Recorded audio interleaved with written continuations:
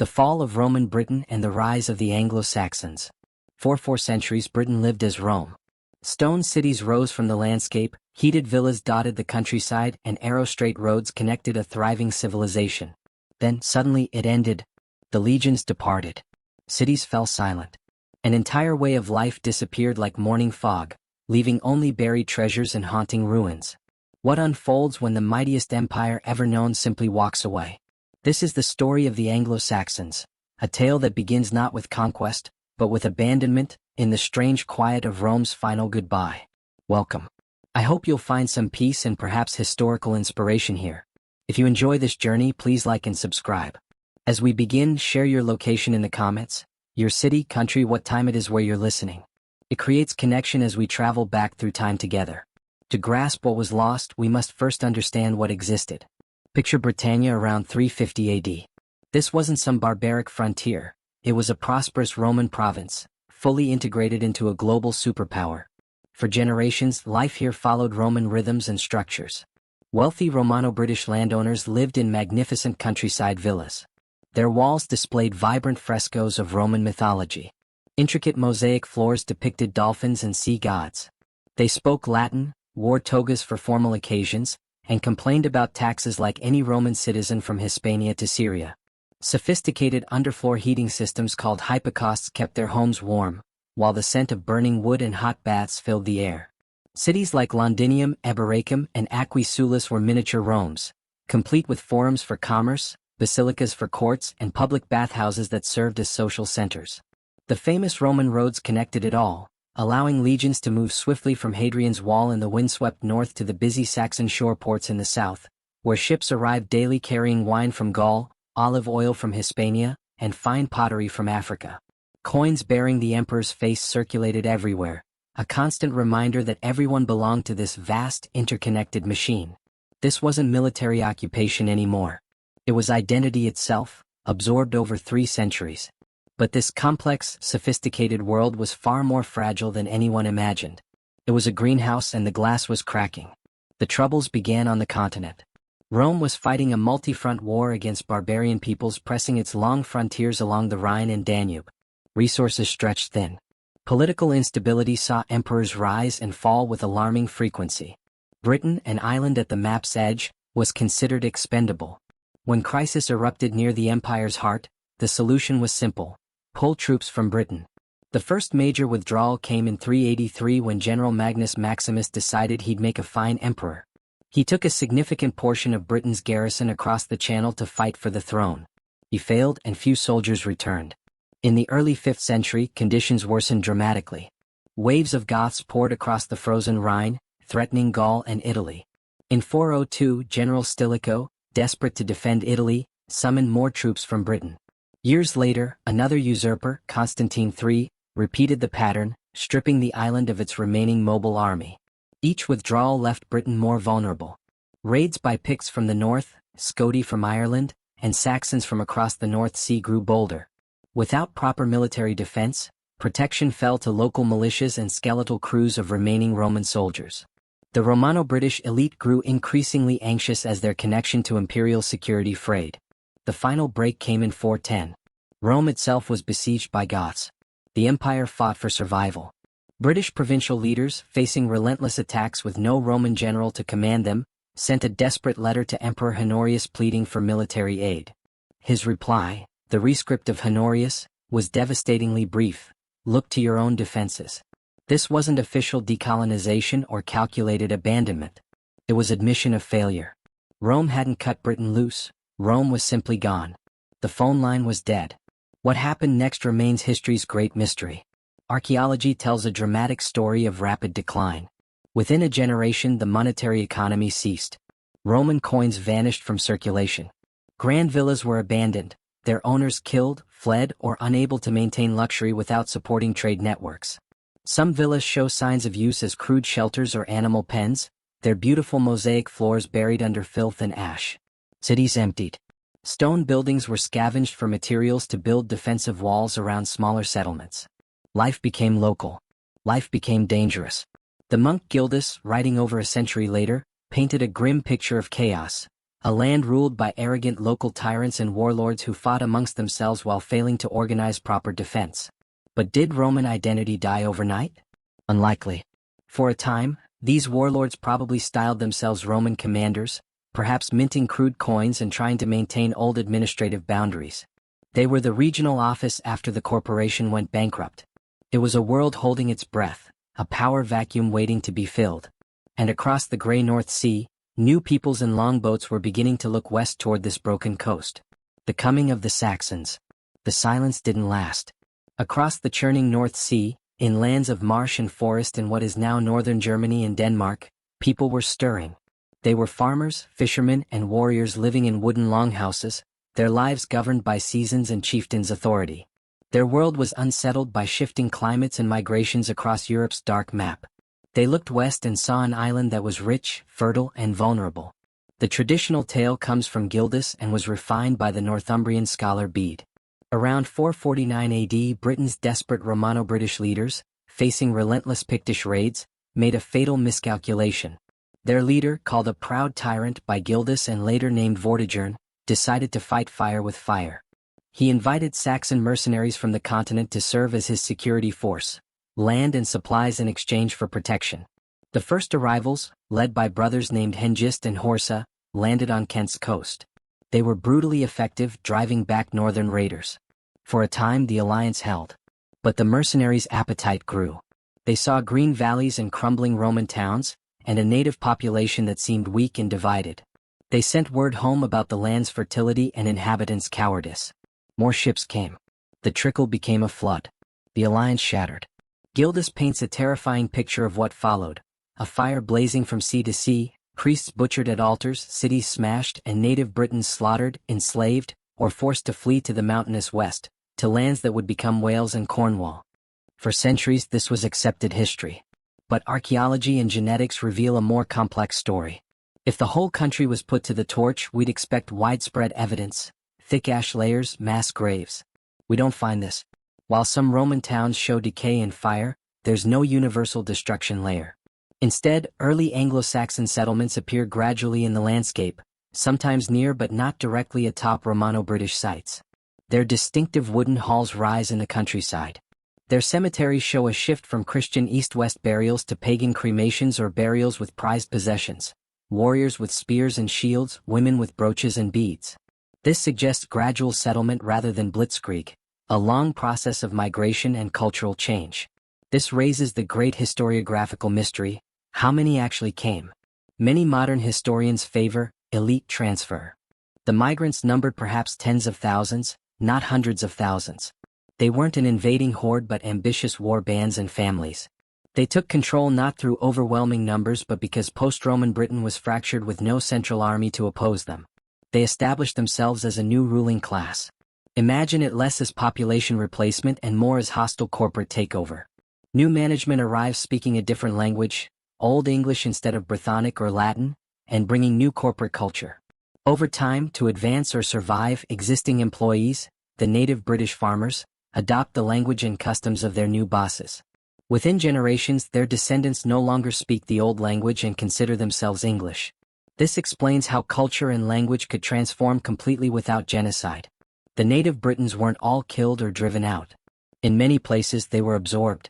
They became English. Modern genetic studies confirm this. While there was significant continental migration, it wasn't total replacement. Celtic Romano-British genetic stock remains a powerful element of English makeup. Why did Gildas and Bede tell such violent stories? They weren't modern journalists. Gildas was a preacher writing a furious sermon, seeing Saxon conquest as God's punishment for British sins. A dramatic invasion made better sermon material than slow cultural assimilation. Bede, writing 300 years after the events, created a foundational myth for the new English people, giving them a clear, heroic, divinely guided origin story. As the 5th century faded into the 6th, Britain was in flux. In the west, Wales and Cornwall, British kingdoms held on, preserving their language and Christian faith. But in the east, the fertile lowlands were changing. Roman stone villas crumbled, their mosaic floors covered by earth, while new timber halls rose, their hearths glowing in twilight, echoing with the guttural sounds of a new Germanic language. It wasn't one culture replacing another overnight, but a long dance of change. A world where British farmer and Saxon warrior might live side by side, their two worlds beginning the slow process of becoming one. Life in the Anglo-Saxon world. As British and Saxon cultures merged, a new way of life took root in the fertile eastern lands. The stone villas with their intricate pipework became eerie, overgrown monuments to a forgotten age. The newcomers preferred timber. In forest clearings and on slopes overlooking rivers, they built their settlements. The basic building block was the ton root of our word town, but meaning something smaller, more like a hamlet or fortified farmstead.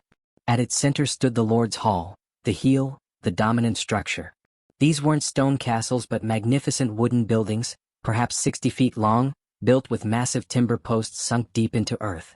Walls were woven branches plastered with clay, dung, and straw, then whitewashed brilliant white. A high, steeply pitched thatched roof loomed overhead, with smoke constantly rising from a hole in its center. Inside, bright daylight transformed into perpetual twilight. Air was thick with wood smoke, roasting meat, and unwashed bodies. A long sunken hearth ran down the center, its crackling fire the only light and heat source.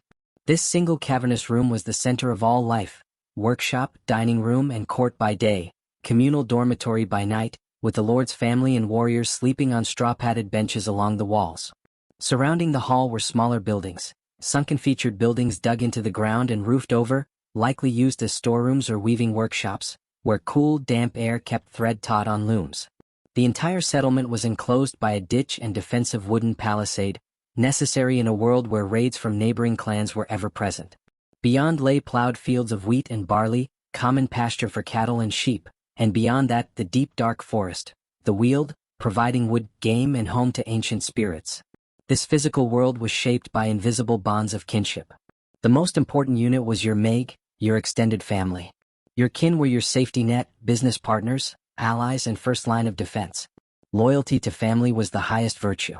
An insult to one relative was insult to all, demanding response. This could lead to bloody multi-generational revenge feuds. To prevent this, the Anglo-Saxons developed a pragmatic legal system built on wargild, man price.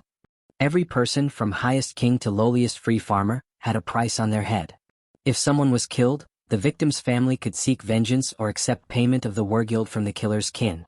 This system was brutally hierarchical. A nobleman's wargild might be 1,200 shillings, a free peasant's just 200. Complex fines extended to non-lethal injuries, specific prices for losing an eye, foot, tooth, or fingernail. While this seems cold and calculating, the wargild system was vital for social cohesion, a way of settling disputes and preventing society from dissolving into endless violence. The mead hall was where social order was most vividly displayed. The lord, the hlaford, literally loaf ward, guardian of bread, depended entirely on his ability to provide for his elite warriors. In return for loyalty, he gave them food, shelter, and treasure. After successful raids, the lord ceremoniously distributed rings, golden armbands, and finely wrought weapons in the hall. This gift-giving was the glue of their society. Imagine a cold winter's night. Fire roars in the central hearth, casting dancing shadows on timber walls hung with shields and spears. The lord and his wife, the hleftage or loaf kneader, sit on a raised platform dispensing hospitality. Warriors sit on long benches by rank, feasting on meat and drinking sweet mead from polished cattle horns. Then the scop, the court poet, rises with his harp and chants great epic poems, tales of dragon slayers like Beowulf, of heroic last stands and tragic fates of ancient kings. This wasn't just entertainment. This was how they remembered history, taught values of courage and loyalty, and contemplated fate, to which even the greatest hero must submit. The mead hall was a precious bubble of warmth and community, holding back the cold, menacing darkness outside. The rise of kingdoms. The world of the mead hall, built on fierce loyalty between warrior and lord, contained seeds of its own expansion. A successful lord who won battles and gave generous treasure would attract more warriors. With a larger war band, he could conquer more land, defeat rivals, and extract tribute. This process, repeated over a century and a half, transformed the landscape. Small scattered territories of chieftains coalesced into larger, more formidable political units, the first Anglo-Saxon kingdoms. To call them kingdoms, however, gives them more weight than they initially had. These weren't nations with clearly defined borders and complex civil services.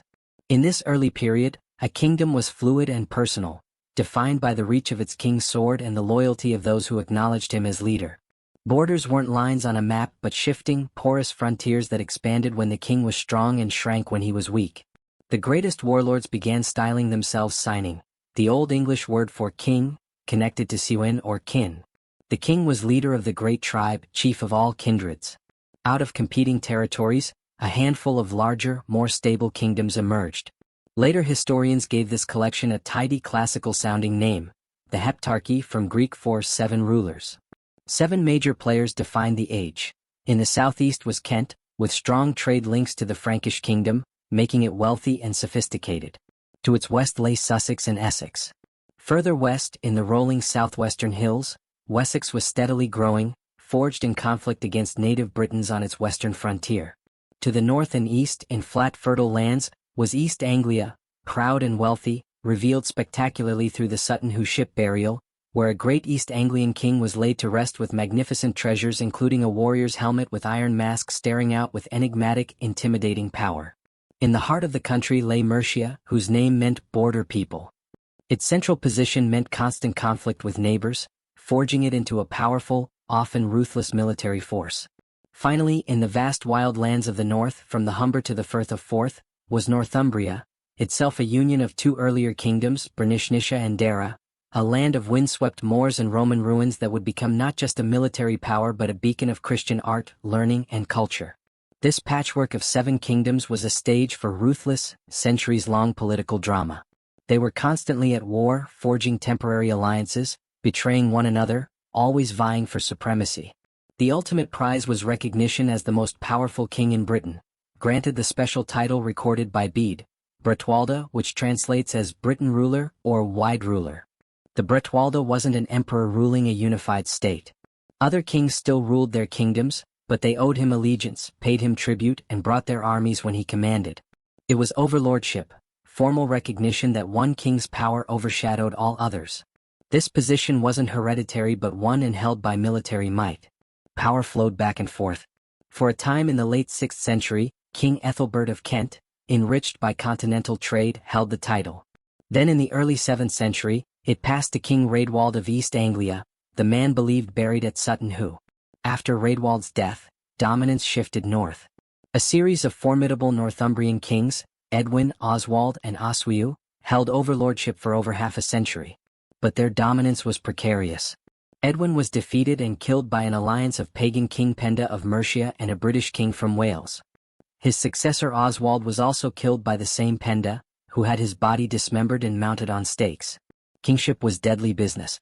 The Bretwalda was simply the most successful warlord of his generation, and his reign often ended on a bloody battlefield. The conversion to Christianity. Before the cross was raised in England, its people bowed to older gods whose names still echo in our days of the week. To understand the Anglo Saxons, we must peer into this pre-Christian cosmos, a world animated by unseen forces and powerful, unpredictable deities. Anglo-Saxon paganism wasn't a religion of the book. There was no single theology, no creed, no central church. It was a tapestry of local traditions and shared Germanic myths, a practical faith concerned less with afterlife salvation and more with navigating present challenges, securing victory, ensuring fertility, understanding one's place in the terrifying order of things. At the head of their pantheon was Woden, the Anglo-Saxon equivalent of Norse Odin, formidable and enigmatic. Far from benevolent, Woden was a restless, mysterious, often fearsome god, a seeker of knowledge and magic who sacrificed an eye for wisdom. He was god of poetry and inspiration, but also of battle fury, secrets, and the dead. Royal houses traced their ancestry to him, claiming descent from a god to legitimize their rule. His name survives in Wednesday, Woden's Day. If Woden was god of kings and mystics, Thunor was god of the common man, the Anglo-Saxon Thor, a mighty bearded warrior protecting humanity from chaos, giants, trolls, and monsters. He was straightforward and reassuring, a symbol of strength, courage, and order. His hammer was a sign of protection. Farmers looked to him for rain, warriors for strength in the shield wall. We remember him every Thursday, Thunor's Day. Other gods stood alongside them. Tiw, god of war, justice, and oaths, associated with the Norse Tyr who sacrificed his hand to chain the monstrous wolf Fenrir. His name survives in Tuesday. And there was likely a goddess Frige associated with love, fertility, and home, lending her name to Friday. Worship didn't generally occur in grand temples. Their faith was rooted in the landscape itself. They practiced rituals in remote forest clearings, in sacred groves of ancient trees called herg, at prominent natural features, strangely shaped hills, bubbling springs, deep wells. These were liminal places where the veil between human and divine worlds was thin. Evidence lies in place names like Harrow on the Hill, ghostly fingerprints of forgotten pagan sanctuaries. Perhaps the most important concept was WRD, often translated as fate, but more complex than simple predestination. WRD was the underlying principle of the cosmos, the web of cause and effect woven by destiny, so powerful even gods were subject to it. A person couldn't change their WRD. The goal of a hero wasn't to escape fate but to face it with unflinching courage. The worst thing wasn't death but ignominy. The greatest good was performing such deeds of valor that your name would live on after your inevitable doom. This profound fatalism echoes through Anglo Saxon literature, a belief that life is a fleeting struggle against dark, unknowable destiny. Into this world of Woden and Thunor, of sacred groves and inescapable WRD, a new story was about to arrive, carried not on a warrior's longship but in the minds of a small band of monks. The mission to convert pagan England was born in Rome in the mind of Pope Gregory the Great. The story's origin, as told by Bede, is a beautifully crafted legend. Before becoming pope, Gregory was walking through Rome's slave market when his eyes were drawn to fair-skinned, blonde-haired boys. Struck by their appearance, he asked what people they were from. "Angles from Britain," the slave trader replied. Gregory replied, "Not Angles but angels." Learning their province was Dara and their king was Aala, he declared that Alleluia must one day be sung in that land. In 596, now Pope, Gregory acted on this desire. He chose Augustine, prior of his own monastery, to lead a mission of 40 monks to England. Augustine was no fearless saint. As they traveled north through Gaul, stories about savage Anglo-Saxons terrified them. The mission lost nerve. Augustine hurried back to Rome to beg Gregory to abandon the enterprise. Gregory refused, calmed Augustine's fears, armed him with letters, promoted him to abbot, and sent him back with a simple command: go forward and trust in God. Reluctantly, the small band crossed the Channel in 597. Their destination was carefully chosen: Kent, ruled by King Ethelbert the Bretwalda. Kent was sophisticated with strong continental ties, and Ethelbert was married to a Christian, Bertha, a Frankish princess who continued practicing her faith. Queen Bertha was the Christian beachhead, the crack in the door through which Augustine hoped to enter. King Ethelbert knew they were coming. Intrigued but suspicious, his pagan worldview made him wary of their foreign magic. He insisted on meeting outdoors on the Isle of Thanet, where he believed sky and wind would weaken any spells they might cast. Picture the scene: the pagan English king surrounded by armed thanes sitting in a field under grey Kentish sky, and approaching them a strange procession, 40 monks walking slowly, one holding aloft a large silver cross, another a wooden panel painted with Jesus on the cross, all chanting prayers in Latin, utterly alien to English warriors. Augustine, using Frankish interpreters, preached the gospel, the story of one all-powerful God, of creation, sin, and salvation through Jesus Christ's death and resurrection. Ethelbert's response was diplomatic masterclass. He didn't convert on the spot. "Your words are fair," he said, "but they're new to us. I can't abandon ancient beliefs I've held so long. But because you've come as strangers from far away, and because I believe you wish to share what you believe true and good, you have my permission to stay. We won't harm you. We'll provide what you need, and you're free to preach and convert anyone." It was shrewd, allowing him to observe without committing. Augustine and his monks were given a house in Canterbury near St. Martin's Church. The people watched closely, impressed by the monks' simple lives, constant prayer, and powerful stories. Slowly conversions began. The decisive step came when Ethelbert himself, convinced of their message's truth or perhaps its political advantages, agreed to be baptized. In Anglo-Saxon society, religion was communal. When the king adopted new faith, his kingdom followed. On Christmas Day 597, over 10,000 of Ethelbert's subjects were reportedly baptized in a mass ceremony. Canterbury became the center of the new English Church, and Augustine its first archbishop. But how did this new religion truly take hold? Pope Gregory's letters suggest a subtle, pragmatic approach called syncretism. In a famous letter, Gregory instructed Augustine not to destroy pagan holy places. Instead, smash their idols, but consecrate the buildings with holy water and install Christian altars. If people saw familiar ancestral places still standing, they'd be more willing to worship the new god there. Even more remarkably, he suggested the people's traditional feasts involving animal sacrifice should be co-opted, moved to coincide with Christian holy days so people could still gather and feast, but now praising God and saints instead of old gods. This was policy of adaptation, not eradication. The question is, did this strategy result in truly deep conversion, or create unique English Christianity where old gods and spirits simply put on new masks? The conversion began not as hostile takeover but subtle merger, grafting new faith onto ancient gnarled roots of the old. The Golden Age of Northumbria. Ethelbert's conversion in Kent was critical, but only the beginning. Christian faith had to spread kingdom by kingdom across the pagan heptarchy. Its path wasn't simple triumph but was deeply tied to king's authority, and fortunes could rise and fall with them on the battlefield. A mission from Canterbury led by Bishop Paulinus traveled north and found initial success in Northumbria, converting the powerful Bretwalda King Edwin in 627. But this triumph was short-lived. Years later, Edwin was killed in battle by an alliance led by formidable pagan King Penda of Mercia. With Edwin's death, the Roman mission collapsed. Paulinus fled south. Northumbria reverted to paganism. When Christianity returned to Northumbria, it came not from the south, not from Roman Canterbury but from the west, from vibrant, scholarly, artistically rich Celtic Ireland. Young Northumbrian Prince Oswald, driven into exile during Edwin's reign, found refuge in the Irish monastery on sacred Iona off Scotland's coast. There he converted to Celtic Christianity. When Oswald returned and reclaimed his throne in 634, he was determined to bring his new faith to his people. He didn't send for Canterbury missionaries. He sent to Iona. The man who answered was monk Aidan, by all accounts, a figure of profound humility, gentleness, and asceticism. He preferred walking everywhere, speaking with equal kindness to richest thane and poorest peasant.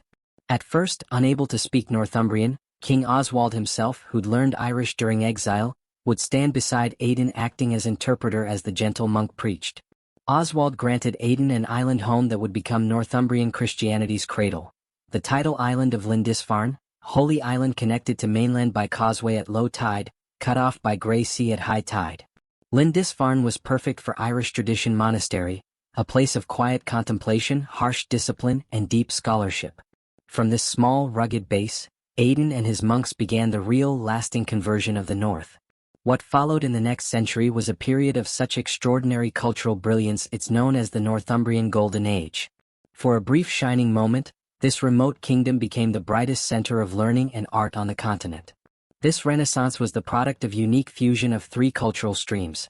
From Irish monks of Lindisfarne came deep ascetic spirituality, love of learning, and astonishingly sophisticated artistic style full of intricate knots and spirals. From native Anglo Saxon culture came Germanic warrior ethos, its own powerful artistic vocabulary of interlaced animals, and raw expressive power of Old English language. From the south through renewed continental contact came Rome's influence. Books filled with classical wisdom, organizational structure of Roman Church, and Mediterranean art traditions. This fusion produced works of breathtaking genius.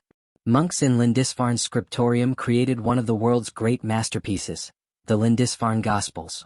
The Latin Bible text was a direct link to Rome, but surrounding decoration was dizzying explosion of Celtic and Anglo-Saxon art. Entire carpet pages were given to patterns of such mind-bending complexity they seemed to shimmer, meditative devotional art. The first letter of each gospel was transformed into huge ornate construction of interlacing birds, dogs, and impossible knots, testament to hundreds of hours of patient, prayerful work in cold stone cells. At twin monasteries of Monkwearmouth Jarrow lived and worked the greatest scholar in all Europe, the Venerable Bede. This quiet monk spent his entire life at his monastery, yet his mind roamed across all human knowledge. Surrounded by magnificent library of books from Rome, he wrote brilliant works on theology, poetry, and science. He performed complex calculations to determine Easter's date and understood the moon-governed tides. But his masterpiece was his Ecclesiastical History of the English People, the book that more than any other tells the Anglo-Saxon story.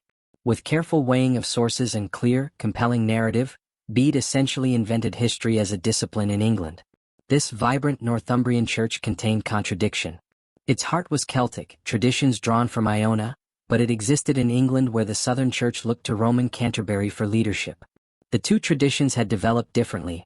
They celebrated Easter on different dates, and their monks even shaved their heads in different tonsure styles.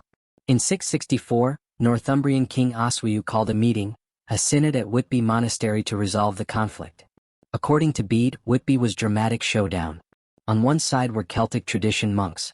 On the other was brilliant, ambitious churchman Wilfrid arguing for Roman customs based on unshakable authority of St. Peter, to whom Christ gave keys to heaven's kingdom. King Oswiu, listening to arguments, made famously pragmatic decision. He asked if both sides agreed Peter held heaven's keys. When they did, he declared he'd side with Peter, saying, "I won't contradict that gatekeeper, lest he not let me in when I arrive at the gates." Bede presents this as decisive moment when English church rejected Celtic path and aligned with Rome and mainstream Western Christendom. But was it really such clean-cut ideological battle? Some historians suggest Bede dramatized the event. Real issues at Whitby may have been less about Easter's date and more about politics, power, and leaders' personalities. Was this true clash of cultures, or political move by King Oswiu to consolidate power and link his kingdom to Rome's greater prestige? Celtic party's defeat wasn't expulsion of Irish influence. That artistic and intellectual stream would flow for years. But it was a key step toward creating more unified, hierarchical English church looking to Canterbury and ultimately Rome for authority. For a fleeting moment, this northern kingdom burned with fierce creative light, a beacon of civilization preserving ancient knowledge and creating new beauty. But storm clouds of new terrible threat were gathering on the eastern horizon. The Viking terror. While Northumbria's monks created their masterpieces, a different power was forming in England's heart. Northumbria's cultural golden age didn't translate into lasting military dominance. The kingdom, beset by internal rivalries and dynastic strife, began to fade. The center of gravity shifted south to sprawling, aggressive, centrally located Mercia, whose name meant border people. We've met Mercia before. Pagan King Penda acted as hammer of Northumbrians, defeating and killing two powerful Bretwaldas. Penda established Mercia as dominant military power. After his death, Mercian power ebbed and flowed, but in early 8th century returned with vengeance under long-reigning King Ethelbald. Mercia established undisputed overlordship over all English kingdoms south of the Humber. London with its vital port fell under Mercian control. For 40 years, Ethelbald dominated the landscape.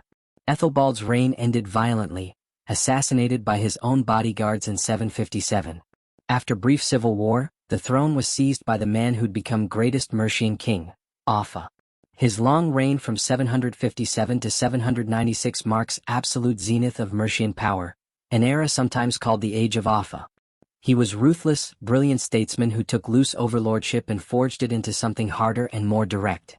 He sought to rule southern kingdoms like Kent, Sussex, and Wessex directly, deposing their kings at will and installing puppets. Offa's ambition wasn't confined to Britain.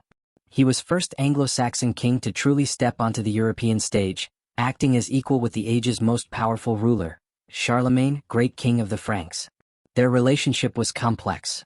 Mutual respect, diplomatic maneuvering, and outright rivalry. We have a letter from Charlemagne to Offa discussing trade regulation, pilgrim safety, and political exiles, everyday international diplomacy. To reflect this status, Offa introduced stunning currency reform, creating a new broad silver penny of high quality stamped with his name and regal portrait. Offa's penny would become English currency backbone for 500 years, symbol of sophisticated, well-managed kingdom. The most enduring legacy of this great king is vast scar carved into earth. Along the border with Welsh lands, Offa commanded construction of monumental earthwork, a massive bank and ditch known as Offa's Dyke. Snaking over 80 miles through rugged Welsh marches landscape, the dike was staggering engineering feat, largest public work in Britain since Romans departed. It required colossal manpower investment, moving millions of tons of earth. Even today where it still stands, its scale is breathtaking, silent testament to its creator's ambition. But why was it built? This remains great mystery, made more mysterious because not a single contemporary document mentions its construction. Traditional view, defensive barrier, military frontier designed to control and prevent Welsh raids. The ditch consistently on Welsh-facing side suggesting Mercian warriors would stand atop the rampart defending against Western attackers. Yet modern historians question whether it could function as true military wall. It wasn't stone and seems never permanently garrisoned. Some stretches are in tactically questionable locations. This has led to other theories. Perhaps less military barrier and more powerful political statement. Symbol of Offa's supreme authority, unilateral declaration of his kingdom's extent. Or maybe its primary function was economic, vast customs barrier designed to control all trade and movement across the border, allowing the Mercian king to levy profitable tolls. Even more intriguing, perhaps it wasn't hostile act at all but mutually agreed boundary, result of now-lost treaty between King Offa and Welsh princes. We simply don't know. The dike remains profoundly silent monument, its original purpose lost to time. Offa's great Mercian supremacy proved personal achievement that couldn't outlive its creator. He died in 796, and the empire he built with ruthless efficiency began crumbling almost immediately. Subject kingdoms rebelled. Mercian royal house was torn apart by internal conflict. The age of Mercian might was over. Offa's dike remained permanent landscape feature. Reminder that while Northumbrians built kingdom of the mind, Mercians built empire of earth and silver, of political pragmatism and raw centralized power. But as Mercia's strength failed, new terrible chapter was beginning. From across the North Sea, dragon prows of new enemy were turning toward England's shores. Mercia's fall in late 8th century created power vacuum, plunging the heptarchy back into familiar squabbling.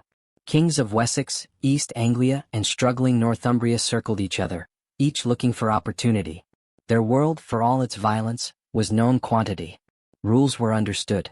Enemies were familiar. They were entirely unprepared for horror about to break upon them from the sea. The first hint is recorded in the Anglo Saxon Chronicle under year 789. On Wessex's coast near Portland, 3 strange ships with high curving prows beached themselves. The local royal official, the reeve, thinking them merchants from unknown land, rowed to the shore to greet them and demand they register and pay proper tolls. The stranger's response wasn't to barter but to draw weapons. The reeve and his men were cut down. It was small, bloody, confusing incident, shocking breach of protocol. It was the first recorded Viking raid in England. 4 years later, in 793, the true nature of this threat was revealed in an act of shocking sacrilege that sent tremors throughout Christendom. The target was Lindisfarne, not a fortified town or royal treasury, but the sacred heart of Northumbrian Golden Age, the island monastery of St. Cuthbert, a place of prayer, scholarship, and profound peace. Monks watching longships ground on their beach had no frame of reference for violence about to be unleashed. The Norsemen stormed ashore with terrifying ferocity, not interested in conversion or conquest, only portable wealth. The monastery, undefended and filled with generations of priceless gifts to God, golden chalices, silver crosses, jewel-encrusted gospel books, was for them a treasure chest waiting to be broken open. The chronicle describes it with horrified brevity. Terrible forewarnings came over the land. Fiery dragons were seen flying in the air. A great famine soon followed. And a little after, the ravaging of wretched heathen men destroyed God's church at Lindisfarne. Northumbrian scholar Alcuin, serving at Charlemagne's court, wrote in despair, "Never before has such terror appeared in Britain as we have suffered from a pagan race. The heathens poured out the blood of saints around the altar and trampled on bodies of saints in God's temple like dung in the streets." The psychological impact was immense. These weren't just pirates. They were heathens who held nothing sacred. They'd profaned the Holy of Holies. God himself seemed powerless to stop them. Who were these people? They were Norsemen, peoples of Scandinavia, Denmark, Norway, and Sweden. The word Viking likely derives from Old Norse for raider or pirate, a job description, not a people's name. Their society was in some ways like early Anglo Saxons, collection of tribes and petty kingdoms ruled by chieftains and warrior elites. But they possessed single game-changing technology, the longship.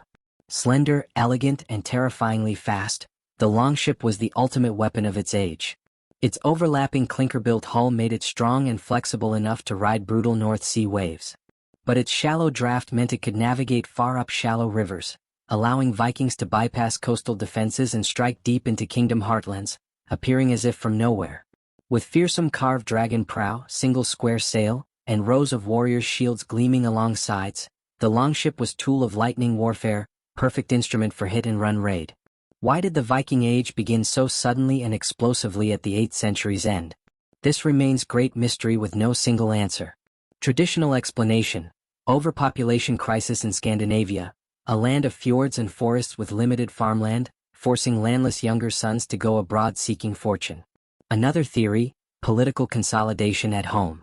As powerful kings unified countries like Norway, defeated local chieftains and followers became sea rovers with little to lose. More recent theories focus less on what pushed Vikings out and more on what pulled them toward lands like England. Anglo-Saxon kingdoms, for all their instability, had become rich. Offa's reforms created vibrant economy with reliable, beautiful silver coinage. Traders carried news of this wealth and political disunity back to Scandinavia. Monasteries were fatal temptation. Banks, art galleries, and libraries of their day filled with gold and silver, almost completely undefended. To pragmatic pagan Norsemen, attacking monastery wasn't sacrilege, it was good business. There may also have been political and religious dimension. Frankish Emperor Charlemagne had been waging brutal wars against pagan Saxons on his borders, forcibly converting them to Christianity. The Lindisfarne attack may have been partly furious pagan retaliation, counterattack against a Christian world itself becoming more aggressive. The Viking Age was likely perfect storm. Demographic pressure, political instability, tantalizing wealth, and enabling technology in the longship.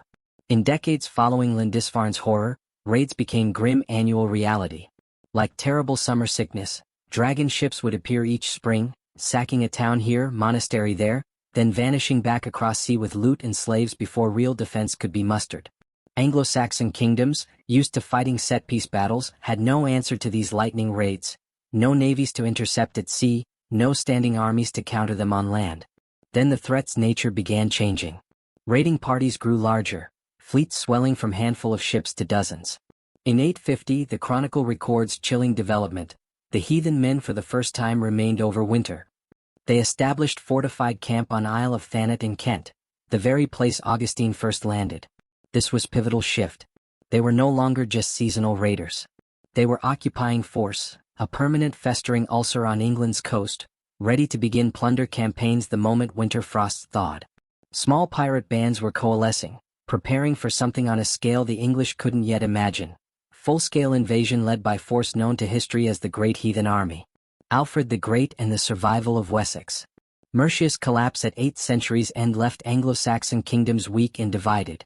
They were a house arguing over who was in charge, oblivious that wildfire was raging toward their door. Seasonal Viking raids had been terrible enough. But in autumn 865, the threat's nature changed utterly. A new kind of force landed on East Anglia's shores, so large and well-organized that chroniclers gave it a special, chilling name, the Great Heathen Army. This was no mere raiding party seeking plunder. It was a vast coalition of Viking war bands led by legendary commanders like Ivar the Boneless and Halfdan. Their objective wasn't loot but land, landnam, the taking of land. This was army of conquest. The Great Army's fury was unleashed upon fractured England with terrifying speed. Their first target was Northumbria, still mired in bitter civil war between rival claimants. Vikings marched north. In 866, they exploited this division to seize the kingdom's greatest city, the old Roman fortress of Eboracum, which they renamed Jorvik. When the two foolish Northumbrian rivals finally united to try retaking the city, they were lured into trap and utterly destroyed. The ancient kingdom of Bede and Lindisfarne Gospels was extinguished. Its lands became Viking colony. 3 years later, the army turned south to East Anglia. After extorting tribute for a year, they were confronted by East Anglian King Edmund. He was defeated and captured. What followed became one of the most famous martyrdom stories in English history. According to tradition, Vikings offered Edmund his life if he'd renounce Christ and rule as their vassal. He refused. Enraged, they tied him to a tree, shot him with so many arrows he resembled a hedgehog, and then beheaded him. The kingdom of East Anglia was annihilated, its royal line ended. From there, the army moved into England's heart, driving wedge into once mighty Mercia. For several years they campaigned across its territory until in 874 they stormed Mercian royal center at Repton, forcing King Burgred to flee into exile in Rome where he died broken. Vikings placed puppet king on Mercian throne, effectively breaking the last great Anglo-Saxon kingdom. In less than a decade, 3 of 4 great remaining English kingdoms had been destroyed. Only one remained. In the southwest, the kingdom of the West Saxons, Wessex, now stood alone against the full terrifying might of the Viking host. Its king was a young man who was an unlikely hero. Alfred was never supposed to be king, youngest of 5 brothers, a scholarly, intensely pious man who seemed more destined for church than throne. As boy he'd traveled to Rome and been fascinated by learning. But he was also plagued by severe, painful chronic illness that would torment him his entire life. When the great army first turned full attention on Wessex in 871, Alfred, then just the king's younger brother, was at the heart of desperate defense. It was a year of relentless, brutal fighting. At critical Battle of Ashdown, it was Alfred who led heroic uphill charge against Viking shield wall while his brother King Athelred was still in his tent finishing prayers. Though West Saxons won that day, they suffered other defeats. By year's end, King Athelred was dead from wounds. Alfred, just 22 years old, inherited crown of kingdom on the brink of collapse. His first act as king was buying temporary peace, paying Vikings huge sum of Danegeld to leave Wessex and turn attention back to easier prey of Mercia. It was humiliating but necessary breathing space. The darkest hour was yet to come. In dead of winter, January 878, Vikings under new leader Guthrum launched devastating surprise attack.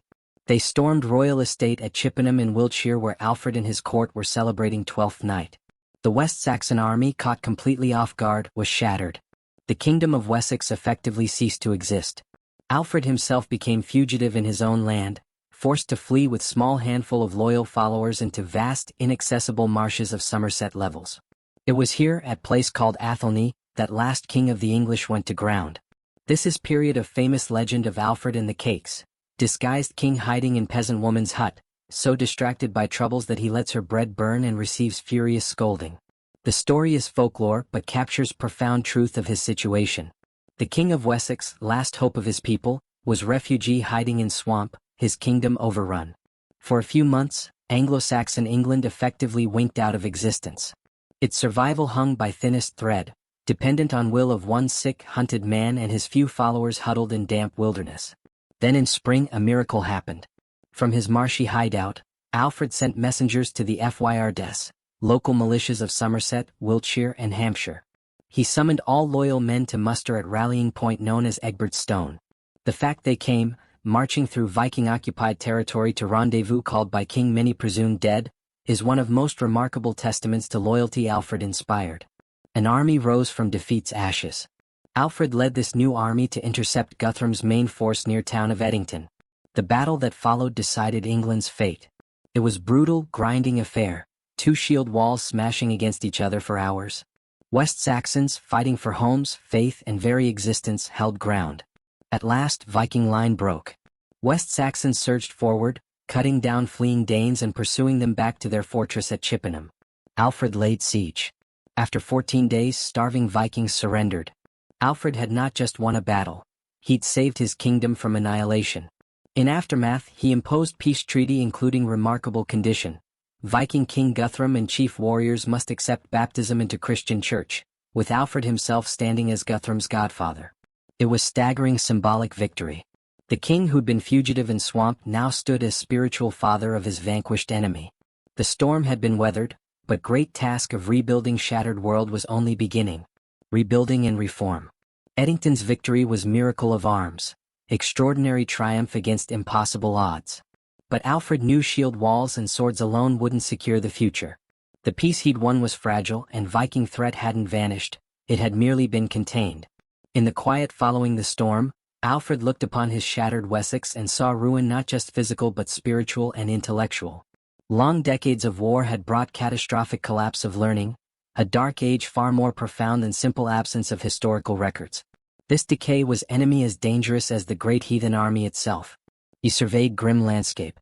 Monasteries, for centuries libraries, schools and cultural powerhouses of Anglo-Saxon England, had been systematically targeted by Vikings. Their treasures looted, precious books burned or scattered, communities of monks killed or driven into hiding. With monasteries gone, entire educational system evaporated. Priests who remained were often little better than laymen. Knowledge of Latin, universal language of church, scripture and all accumulated ancient wisdom, had almost entirely vanished. In famous, deeply personal preface he later wrote, Alfred lamented this decay, recalling time when foreigners came to England seeking wisdom. But now, he wrote, so completely had learning fallen into decay among the English people that there were very few on this side of the Humber who could understand their rituals in English or translate a letter from Latin into English. And I believe there were not many beyond the Humber either. To Alfred this wasn't merely educational crisis, it was profound spiritual sickness. He believed God had allowed Vikings to ravage their lands as divine punishment for their ignorance and for abandoning the pursuit of wisdom that had made their ancestors famous. To truly save England, he had to do more than defeat Danes in battle. He had to restore the mind and soul of his people. His grand vision was sparking new golden age of learning, but with radical, revolutionary difference. The old Northumbrian Renaissance had been elite affair conducted in Latin and confined to monasteries. Alfred dreamed of renewal accessible to all, wisdom expressed not in arcane Roman tongue but in English, the old English his people actually spoke. To achieve this, Alfred turned his own royal court into new kind of school, an academy on the march. He became great patron of scholarship, recruiting brightest minds he could find. From ravaged Mercia he brought scholars like Plegmund, whom he made Archbishop of Canterbury. From Celtic lands of Wales he recruited monk Asser, who became close friend and eventual biographer. From across the Channel he brought continental Frankish scholars. He gathered this international team around him, creating vibrant circle of learning amidst constant war and governance pressures. Crucially, Alfred led by example. Despite immense burdens of office and constant debilitating pain of illness, he dedicated himself to study with ferocious intensity. In his late 30s, a reigning king in time of crisis, he taught himself to read Latin fluently and then, even more remarkably, to translate it. Asser paints moving picture of the king who did not cease to read books aloud and to learn by heart. Alfred the warrior of Edington became Alfred the student, determined to master knowledge he believed key to his kingdom's salvation. The centerpiece of his project was bold, unprecedented program of translation. Alfred and his courtly circle selected small library of what they considered most essential books, core knowledge a Christian people and leaders needed, and set about rendering them from Latin into Old English. The curriculum wasn't narrowly religious. It was programmed for creating wise, effective citizens. They translated Pope Gregory's Pastoral Care, practical guide for bishops on spiritual shepherding, sending copy to every diocese in his kingdom. They translated historical works like Bede's Ecclesiastical History and Orosius' Universal History to give English sense of their story and place in God's plan. And most profoundly, Alfred himself is believed to have translated Boethius' Consolation of Philosophy, deep, moving dialogue about free will, fate, and happiness's nature, written by Roman senator in prison cell awaiting execution. Words of this ancient philosopher grappling with suffering and injustice must have spoken directly to the heart of the king who'd once hidden in marshes. Whether Alfred personally translated all these works with his own hands or acted as visionary director of translation project with different scholars producing texts under his guidance is debated. But the achievement was revolutionary regardless. By commissioning these translations and revitalizing Anglo-Saxon chronicle, history of his people in their language, Alfred was forging new English identity. He was fighting war on two fronts. Against Vikings he fought with sword.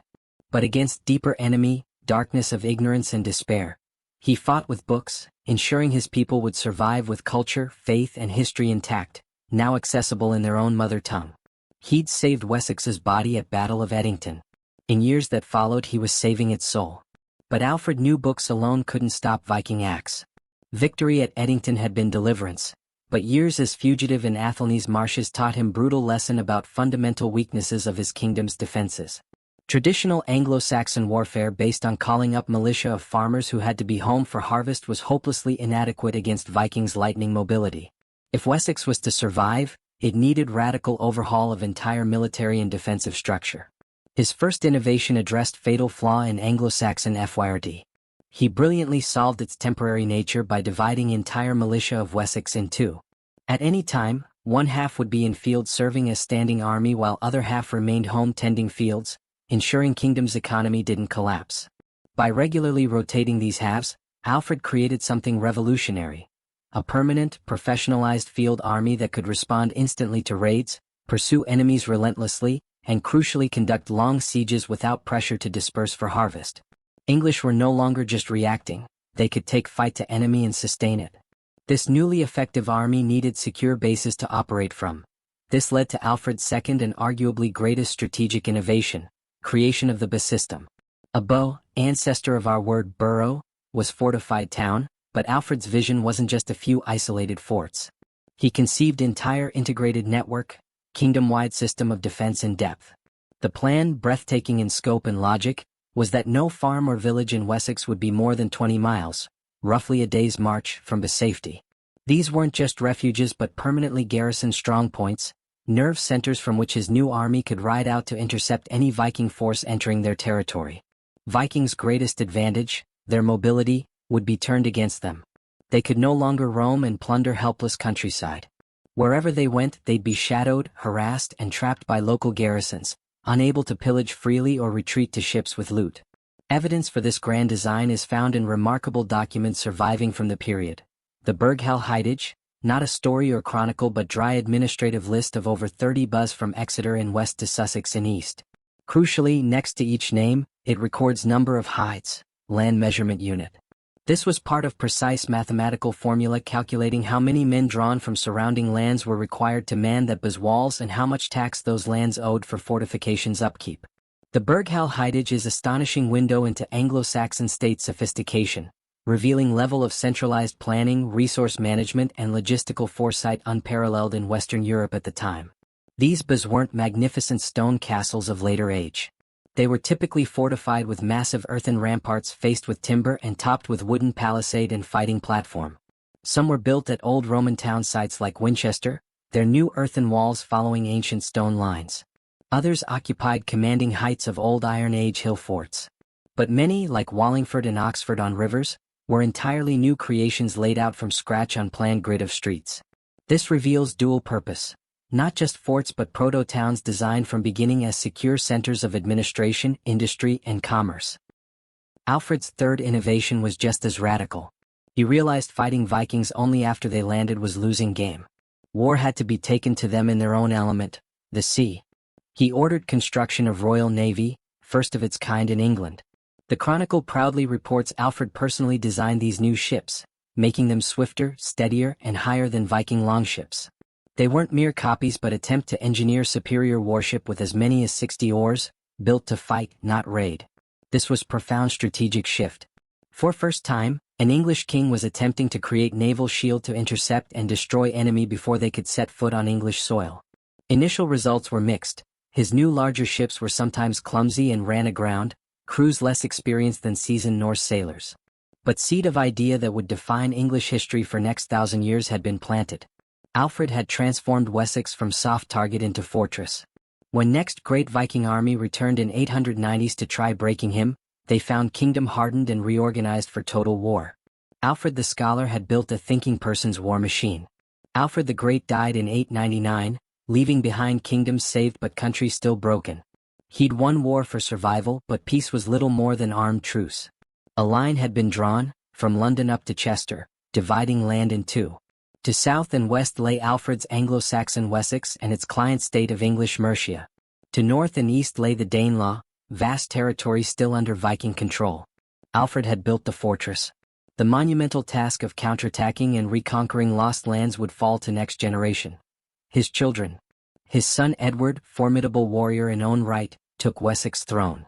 But crucial co-architect of victory to come was figure unique in English history. Alfred's firstborn child, his daughter Ethelflaed. Ethelflaed had been raised in extraordinary environment of her father's court. While other aristocratic girls learned domestic arts, she received first-class education, absorbing her father's profound respect for learning, deep Christian piety, and crucially his revolutionary ideas about statecraft and military strategy. Her destiny wasn't to be scholar. Her father gave her perhaps most difficult, dangerous task in kingdom. In move of brilliant strategic foresight, Alfred married his daughter to Athelred, Lord of Mercia. This was no ordinary dynastic marriage. Mercia, once mighty kingdom, was now shadow of former self. Its eastern half conquered by Danes, western half surviving as battered frontier state under Wessex protection. The marriage cemented vital alliance. Alfred was placing his brilliant, trusted daughter on very front line of war against Danelaw, entrusting her and her husband with defense of this crucial buffer state. For many years, Ethelflaed and Athelred ruled together, formidable partnership. They worked in lockstep with Alfred's vision, extending the system northwards, building chain of new fortresses to defend Mercian heartlands at places like Gloucester, Worcester, and Stafford. They were wardens of the northern march. Around 902, Lord Ethelred's health began failing with long, debilitating illness. Increasingly, rule burdens fell upon his wife. Ethelflaed stepped from her husband's shadow and took command. When Athelred finally died in 911, Mercia's lords and warriors, in decision speaking volumes about respect she'd earned, didn't seek new male ruler from Wessex. They swore allegiance to her alone. In overwhelmingly patriarchal, militaristic society, a woman was now sole ruler of kingdom at war. She couldn't be called queen, quen, title reserved for king's wife. So she was known by unique, powerful title recorded with pride in Mercian annals. Merkna Hleftige, the Lady of the Mercians. Free to act in own right, the lady revealed herself military commander of genius, true heir to her father's strategic mind. In carefully coordinated pincer movement, she and brother Edward in Wessex launched decade-long offensive to reclaim Danelaw. While Edward pushed north and east from Wessex, Ethelflaed drove deep into heart of Viking territories from her Mercian base. Her strategy was pure Alfred, slow, relentless, grinding advance. She never overreached.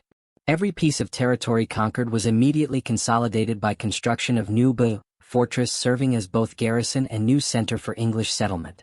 She was great builder of towns, founding or refortifying Bridgenorth, Tamworth, Stafford, Warwick and Runcorn, creating network of steel and earth that squeezed life from Viking kingdoms.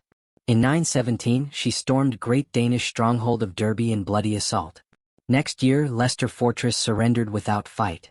Her reputation had grown so immense that in 918 Norse leaders of York, greatest Viking kingdom in England, sent emissaries offering her their loyalty and submission. It was absolute peak of her power. She'd succeeded where no Anglo Saxon ruler had before. This raises profound mystery. Ethelflaed was clearly one of most successful, important rulers of the age. Yet official history, main West Saxon version of Anglo-Saxon Chronicle, seems to go out of its way to ignore her.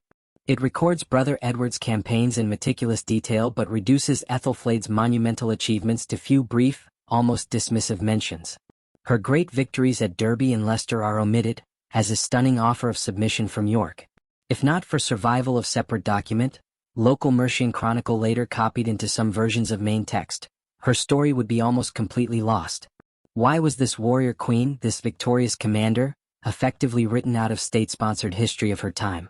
Was it simply West Saxon pride, unwillingness to let Mercian allies share reconquest glory? Or more deliberate political motive? Some historians believe Edward of Wessex and court historians writing for him were deeply wary of Ethelflaed's power and immense personal popularity in independent Mercia. They may have deliberately crafted historical narratives centering victory entirely on West Saxon royal house. Theory suggests Edward intended all along to absorb Mercia into his own kingdom, and erasing record of its powerful, independent female ruler was necessary act of political propaganda. She was perhaps too successful, too beloved, too independent for comfort of her brother trying to forge single unified kingdom under his sole command. Ethelflaed didn't live to see final victory. She died suddenly at Tamworth, her royal capital, in summer 918, at very height of her power and prestige. All Mercia mourned. She'd intended for daughter Alfwine to succeed her, but it was not to be. Her brother Edward marched north, deposed his own niece, and declared himself direct ruler of Mercia. Independent kingdom of Mercia was no more, now just province in Greater Wessex. Ethelflaed's life work, restoration of Mercian pride and power, was undone, and her story largely suppressed. Yet her legacy was undeniable. She was forgotten architect of English reconquest, the warrior lady whose brilliant campaigns broke Danelaw's back and made England's unification possible. The birth of England. Ethelflaed's death marked end of independent Mercia, but great project she and brother began, reconquest of Danelaw, wasn't yet complete. Edward the Elder continued relentless forward march, his armies pushing ever deeper into Viking-held territory. When Edward died in 924, long war was nearly won, but final decisive steps remained. The task of completing dream of united England fell to his son and Alfred's grandson, a man named Athelstan. Athelstan was perfect king for moment, man embodying union he was destined to create. Though son of West Saxon king, he'd been sent as boy to be raised and educated in Mercian court of his aunt, warrior Lady Ethelflaed.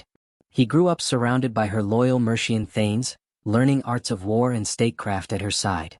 This unique upbringing meant when he came to throne, he was seen not as foreign West Saxon conqueror but as one of their own, living bridge between two greatest Anglo-Saxon kingdoms, ideal figure to finally weld them into single unified whole. He was said to be striking figure with fair flaxen hair, deeply pious but also man of immense ambition and ruthless military skill. Where father and aunt had been methodical, Athelstan was lightning fast. He saw that great prize, key to entire north, was Viking Kingdom of York. In 927, just 3 years after becoming king, he marched his combined army of West Saxons and Mercians north, stormed the great city, and drove its Norse king out into exile in Ireland. With York's fall, last great Viking kingdom in England was broken. For first time since Romans left 5 centuries before, entire territory of Old English kingdoms, Wessex, Mercia, East Anglia and Northumbria, was under rule of single native king. To formalize this new reality, Athelstan summoned other rulers of Britain's island to meet him at a place called Emont Bridge in Cumbria. There, in grand political ceremony, other kings bowed to his supremacy. Constantine, King of Scots, Hywel, most powerful Welsh king, and ruler of British Kingdom of Strathclyde, all swore oaths of peace and acknowledged Athelstan as overlord. This was a moment of unparalleled triumph. Athelstan was no longer just king of Anglo Saxons. He was claiming to be emperor of whole island. On his magnificent silver coins and informal legal charters, he began using new grandiose titles never before seen in England. Rex Totius Britanniae, King of all Britain, and even Basilius, high-flown Greek title used by emperors in Constantinople. The political entity we call England had been born, and Athelstan was its first king. But his newfound supremacy bred resentment. Kings of Scotland and British kingdoms chafed under his overlordship, and Hiberno-Norse Vikings exiled from York and now ruling from Dublin dreamed of revenge and reconquest. In year 937, all Athelstan's enemies came together, forming grand coalition designed to crush upstart English kingdom once and for all. It was a formidable alliance. Constantine of Scotland marched his army south while Olaf Guthfrithson, Norse king of Dublin, crossed Irish Sea with massive fleet. They were joined by Britons of Strathclyde. It was multinational army of Scots, Vikings and Britons, united by shared desire to destroy King of the English. The two great armies met at a place called Brunanburh. The battle that followed was one of largest, most savage and most important in all British history. Our most vivid account comes not from dry chronicle entry but long, triumphant, brutally graphic poem composed to celebrate victory and preserved in Anglo-Saxon chronicle. The poem describes full day of slaughter, terrible clash of shield walls beginning at sunrise. It speaks of battlefield running dark with warriors' blood, of piercing shields and hewing swords. It celebrates valor of King Athelstan and his young brother Edmund fighting side by side, as was their noble nature from their ancestors. The poem is work of fierce patriotic pride, glorying in victory won not just by West Saxons or Mercians but by united English army. Result was crushing, decisive victory for Athelstan.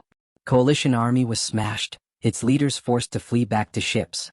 The poem records with grim satisfaction that 5 kings and 7 of Olaf's earls lay dead on battlefield. Victory at Brunanburh was absolute.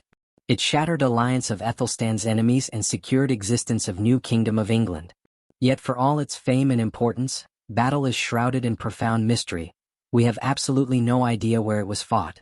The poem is rich in bloody detail but gives no usable clues about location. Dozens of sites have been suggested over centuries, but no definitive evidence has ever been found. Current leading theory places battle somewhere in Wirral Peninsula, location making good strategic sense for rendezvous between Scottish army marching south and Viking fleet arriving from Ireland. But without conclusive archaeological discovery, Brunanburh remains great lost battle of English history, a ghost on landscape where bloody birth of nation took place. Athelstan died only 2 years after his great victory, having reigned just 15 years, but his achievement was monumental.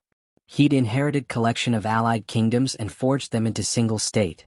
Alfred had saved idea of England from extinction. Edward and his sister Ethelflaed had done hard grinding work of reclamation. But it was Athelstan, glorious king, emperor of Britain, who completed structure. At Brunanburh, kingdom he built received baptism of fire and emerged as dominant power on the island. A new nation forged in heat of battle. The Second Viking Age. Ethelstan's monumental victory at Brunanburh secured new Kingdom of England's existence, but didn't immediately bring peace. Unity he'd forged was fragile. In decades following his death, his successors, younger brothers Edmund and Eadred, had to fight relentlessly to hold their creation together. Hiberno-Norse kings of Dublin repeatedly tried reclaiming Kingdom of York, and for a time famous, formidable Viking Eric Bloodaxe succeeded in doing so. North remained turbulent, violent frontier. Not until mid-10th century in 954, was last Norse king of York finally expelled and killed, and Northumbria permanently, securely incorporated into English kingdom. This final unification act ushered in new era, period of remarkable peace and stability presided over by one of the age's greatest kings, Edgar, man remembered by later chroniclers as the Peaceful. Edgar came to throne of United England in 959, young man inheriting fruits of his ancestors' bloody labors. His reign was for most part free from great wars and Viking invasions defining lives of his father, uncle and great-grandfather. This peace allowed consolidation of English state and grand ceremony marking absolute zenith of Anglo-Saxon royal power. In 973, late in his reign, Edgar held second spectacular coronation at ancient Roman city of Bath. This was no ordinary ceremony but carefully choreographed piece of political theater. Imperial coronation consciously modeled on those of great emperors of Rome and Byzantium, designed to display Edgar's status not just as King of England but as overlord of all Britain. To reinforce this imperial claim, Edgar traveled from his Bath coronation to city of Chester on Welsh border. There, in legendary display of power, other kings of Britain were made to publicly demonstrate submission. As chronicler tells it, 8 Celtic kings, including King of Scots, King of Strathclyde and most powerful princes of Wales, were compelled to take up oars of state barge and row their overlord King Edgar, who held tiller on River Dee. It was stunning, unforgettable image of absolute dominance, the Emperor of Britain being rowed by his council of client kings. This climate of peace, prosperity and unparalleled royal authority created perfect conditions for most significant cultural and religious movement of later Anglo-Saxon period, the Benedictine monastic reform. While Alfred had dreamed of reviving monastic life, reality was that century later, England's monasteries were in dire state. Many lay in ruins, abandoned since Viking raids. Others survived but in name only, no longer true monasteries but comfortable collegiate churches run by communities of secular canons or clerks. These men were often married, lived in own private houses, owned property and passed positions down to sons. They were in effect hereditary corporations of wealthy landowners, following no strict rule and living far from monastic ideal of poverty, chastity and obedience. Powerful new wave of spiritual fervor was sweeping across Europe, inspired by reformed Benedictine monasteries of continent, particularly great French abbeys of Cluny and Fleury. This movement was brought to England by 3 brilliant, passionate churchmen. Dunstan, deeply spiritual man who became Archbishop of Canterbury, formidable, uncompromising Athelwold, Bishop of Winchester, and energetic Oswald, Bishop of Worcester. Their goal was nothing less than total purification and rebirth of English Church. They sought to drive out lax, worldly clerks and replace them with communities of fervent, disciplined monks living strictly according to 6th century rule of Saint Benedict. This was top-down reformation that couldn't have succeeded without enthusiastic backing of King Edgar was devout supporter of reformers. He saw a disciplined, centralized, loyal church as essential partner in governing his unified kingdom. He used full weight of royal authority, sometimes his soldiers, to support bishops in controversial expulsion of secular clerks from great cathedrals, literally driving them out and handing their lands and churches to new communities of Benedictine monks. To standardize this new way of life, great council was held at Winchester producing document called Regularis Concordia, monastic agreement. This text laid down single uniform rule for all English monasteries, creating for first time truly national unified monastic church whose members were bound by common discipline and whose first duty after worshipping God was praying for well-being of their patron, King of England. Traditional view. This was genuine, desperately needed revival transforming English church into beacon of piety and learning, sparking new golden age of manuscript illumination and scholarship. More critical modern perspective suggests reform was also shrewd political power grab. Old communities of secular clerks weren't just lax. They were independent, often hereditary and controlled vast tracts of land. By expelling them, King Edgar and bishop allies weren't just purifying church. They were breaking power of old entrenched aristocratic families and seizing control of their immense wealth. New Benedictine monasteries were utterly dependent on King, their abbots appointed with his consent, monks now part of nationalized church praying daily for King's success.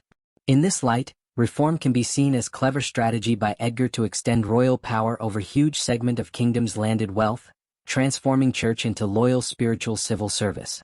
Whatever motivation, results were spectacular. Edgar's reign became golden age of peace and culture. Newly reformed monasteries became vibrant centers of art and learning, producing stunning illuminated manuscripts in elegant style known as Winchester School. Kingdom forged by war was now being glorified by art and sanctified by prayer. Image of King Edgar at tiller of his boat on River Dee was perfect symbol of kingdom at absolute peak of confidence and power, united, peaceful, and seemingly unassailable. This golden age, however, was built on leadership of one strong king, and its peace would prove tragically brief. Peace King Edgar secured was more than absence of war, it was fertile ground for spectacular cultural flourishing. Great Benedictine monasteries, revitalized by reformers and enriched by royal and aristocratic patronage, became bustling workshops of artistic and intellectual creativity. In quiet of their scriptoria and chapels, monks and nuns of late Anglo-Saxon England created culture of extraordinary sophistication, producing some of most beautiful art and profound literature of entire early medieval period. Most dazzling legacy of this era is art of the book. Monastic reform created enormous demand for new manuscripts, gospel books, psalters for chanting psalms, and benedictionals containing blessings bishop would need for liturgy. These weren't just functional texts but objects of immense prestige and deep devotion, decorated with confidence and elegance defining new English aesthetic. This style, radiating from great cathedral priory at Winchester but practiced in centers across South, is known as Winchester School. Its style of controlled energy and refined grace. Human figures are drawn with expressive, almost nervous vitality, bodies elongated, robes depicted with characteristic fluttering, intricate drapery making fabric seem alive. Artists filled pages with lavish burnished gold leaf catching and reflecting altar candlelight and framed pictures with distinctive fleshy borders of scrolling acanthus leaves, classical motif reimagined with new organic energy. Undisputed masterpiece of this style is Benedictional of St. Athelwold, manuscript commissioned by great reformer bishop himself in late 10th century. To turn its vellum pages is witnessing full glory of the age. This same creative energy was poured into preserving English language's own great literary heritage. It was in scriptoria of these newly reformed monasteries that scribes for first time systematically wrote down great body of Old English poetry, much composed centuries earlier and passed down through oral tradition. Almost everything we have of Old English verse survives in just 4 irreplaceable manuscripts, all compiled around year 1000. These books, the Exeter Book, the Vercelli Book, the Junius Manuscript, and the Noel Codex containing Beowulf, are treasure chests of English poetic soul. They contain great Christian poems like Haunting, Beautiful Dream of the Rood, in which cross itself speaks of crucifixion. But they also preserved older, melancholy elegies of Anglo-Saxon heart, poems like The Wanderer and the Seafarer, which speak of exile, loss, and sorrowful decay of all earthly things. Greatest of these preserved treasures is of course epic poem Beowulf. The manuscript itself is relatively plain, unassuming volume, not lavish work of art like Benedictional of Athelwold. Its survival was near-run thing, badly damaged in 1731 fire that destroyed much of library it was housed in. But story it contains is foundation stone of English literature, tale of great heroes' battles against 3 monsters, creature Grendel, his vengeful mother, and treasure-hoarding dragon. Set in misty, heroic Scandinavian past.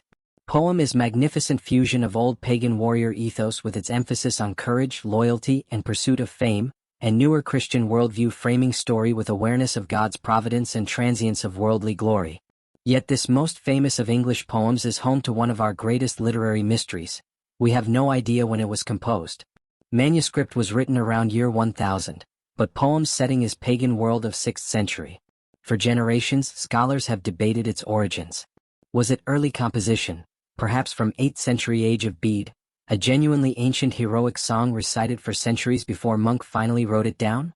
Or was it much later work, brilliant historical fiction composed by highly sophisticated Christian poet in 10th or even early 11th century, nostalgic, scholarly look back at long-dead heroic age? Language, meter, and historical details have been endlessly analyzed, but offer no conclusive answer. Great epic of English language remains stubbornly anonymous and timeless. This was society valuing beauty and craftsmanship in all forms. England of late 10th century was no backwater, it was kingdom at height of cultural powers, producing art and literature that was envy of Europe. This peaceful, prosperous, creative world, so carefully built by Alfred's descendants, was about to be subjected to severest test, as dragon ships of Vikings, after long absence, once again turned prows toward English shores. Athelred the Unready and the Return of the Vikings. Edgar the Peaceful's death in 975 shattered golden age his reign embodied. Unity and stability he'd carefully maintained proved tragically dependent on his own personal authority. England was immediately plunged into bitter succession crisis. Edgar left two young sons by different mothers, teenager Edward and boy of about 10 named Athelred. Great nobles split into factions, some backing elder son Edward, while others, including Ethelred's powerful ambitious mother Queen Elfthryth, schemed to place younger boy on throne. Though Edward's party initially won and he was crowned king, his reign was short and troubled. Political tensions simmered, and in year 978 they erupted in act of shocking violence, casting long dark shadow over next 4 decades. Young King Edward, while out hunting, decided to pay visit to half-brother Athelred at Corfe Castle in Dorset. As he sat on horse at gate accepting drink, he was surrounded by members of Ethelred's household and stabbed to death. Athelred himself was just child and almost certainly not personally responsible, but crime was committed by his supporters for his benefit. Murder of anointed king by own subjects was terrible omen. Edward was quickly hailed by public as martyr, and new boy King Athelred began his long, calamitous reign under cloud of suspicion and sacrilege. This was king who'd become known to history by famous, damning nickname, Athelred the Unready. The name is cruel but clever pun. His Old English name Athelred means noble counsel. Nickname Unread, which sounds similar, means no counsel or ill counsel. It wasn't that he was unprepared, it was judgment on terrible quality of advice he received and disastrous decisions he made. He grew into man who was suspicious, indecisive, plagued by inability to trust his own powerful nobles, great ealdormen who governed shires. And upon this divided, badly led kingdom, old enemy now returned with vengeance. Viking raids, which had ceased for generation during Edgar's strong rule, began again in 980s, at first as small probing attacks. But raiders quickly sensed weakness and division at English government's heart. These weren't Vikings of Alfred's day who'd sought land for settlement. This was new breed of predator, highly professional mobile armies often led by powerful Scandinavian rulers like Olaf Tryggvason of Norway and formidable Sweyn Forkbeard, king of Denmark. Their aim wasn't conquest, at least not at first. They were running vast international extortion racket, and they saw rich, disorganized England as perfect target. English response was tragically inept. Alfred's network of buzz was still in place, but lack of unified national leadership rendered system ineffective. Time and again, Chronicle tells dismal story of English armies being slow to muster, nobles failing to cooperate, betrayals where aldermen would make separate peace with enemy or fail to bring troops to battle. Faced with internal disunity and relentless professional foe, Ethelred's government made fateful, catastrophic decision. After brave but crushing English defeat at Battle of Maldon in 991, Ethelred's advisors decided if they couldn't defeat Vikings with steel, they'd buy them off with silver. This was policy of Danegeld, national protection payment, huge tribute paid to Viking armies to persuade them to leave. In 991, price was 10,000 pounds of silver, enormous sum requiring new, burdensome national tax. But payment, intended as one-off solution, became recurring nightmare. It was spectacular own goal, demonstrating to Vikings two fatal things. English were unable to defend themselves and their kingdom was fantastically wealthy. Danegeld meant to make them go away, only guaranteed they'd come back demanding more. Policy created vicious cycle of extortion. Payments grew ever larger. 16,000 in 994, 24,000 in 1002, staggering 36,000 in 1007. Each payment drained kingdom of wealth and advertised weakness, making next attack inevitable. As crisis deepened, Ethelred's paranoia and poor judgment led him to commit act of supreme folly. In 1002, claiming to have uncovered plot that all Danish men in England would treacherously deprive him and all his counselors of life, he issued secret order. On St. Brice's Day, November 13th, all Danes living in England were to be killed. We don't know how widely this royal command for ethnic cleansing was carried out, but we know it happened in places like Oxford where Danes who took refuge in church were burned to death. Massacre was not only moral atrocity, it was strategic blunder of epic proportions. One victim was said to be Gunhild, sister of King Sweyn Forkbeard of Denmark. Ethelred's act of panicked cruelty gave his most powerful enemy personal justification for revenge and powerful political excuse to transform lucrative raids into full-scale war of conquest. By first decade of 11th century, Sweyn Forkbeard was preparing great invasion, this time not for silver but for crown of England itself. Golden Kingdom of Edgar the Peaceful was on its knees, facing total annihilation. The Danish conquest and Knut's reign. Athelred the Unready's calamitous reign had bled England of wealth and will to fight. Kingdom, once most powerful and well-ordered in Britain, was now fractured, demoralized, easy prize.